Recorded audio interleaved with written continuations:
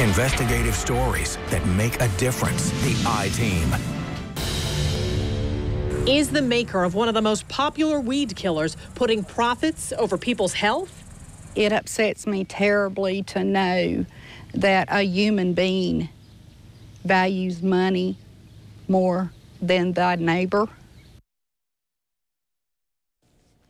Roundup can be found on many store shelves. It's been at the center of controversy for several years. Now, adding to that controversy, California has just put the weed killer's key ingredients on a list of cancer-causing chemicals. A farmer here at home says he's a victim of this product himself, blaming Roundup for making him sick. Now he's taking on Monsanto, the maker of Roundup, part of a David versus Goliath lawsuit against a company that insists its weed killer is safe.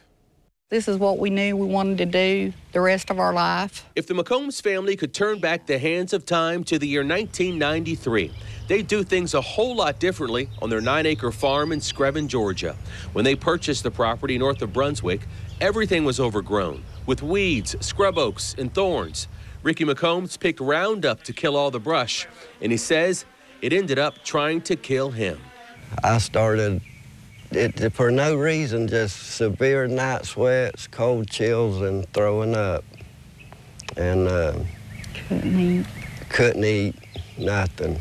Ricky and his wife Lucy say they are 100% positive that Roundup caused his cancer. He was diagnosed in 1996 with non-Hodgkin's lymphoma, 3 years after he started using Roundup. It took anywhere from 200 to 300 gallons at a time to spray this.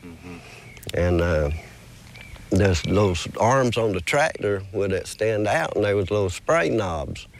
And they would get clogged up all the time, and, you know, Roundup's supposed to be so safe, I wasn't worried about it. I'd just take the little spray tips off, blow them out, put them back on, and keep going.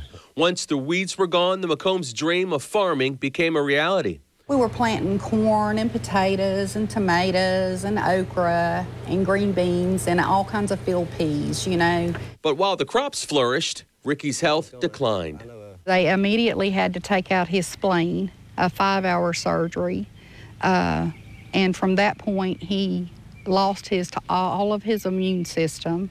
Roundup, with its active ingredient glyphosate, has been on the market since 1974. Marketed as a safe product to kill weeds without killing crops. They said Roundup was safe enough to drink.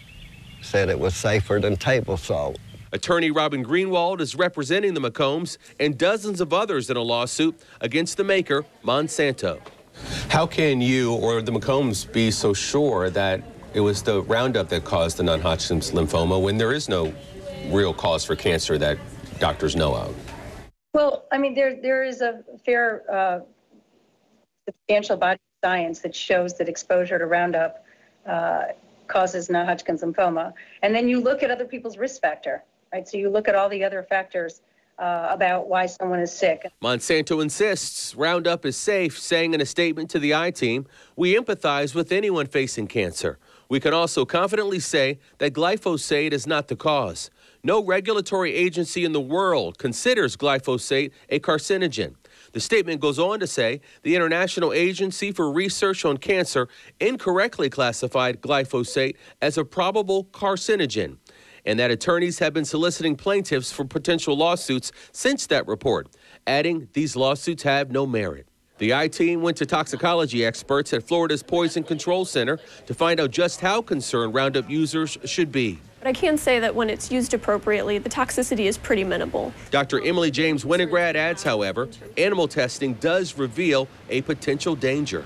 So there's data in animals that glyphosate can cause cancer, and there's also in vitro data, which means basically in a test tube they've done some tests that might suggest a cancer-causing possibility, but there is not really strong evidence in humans at this time.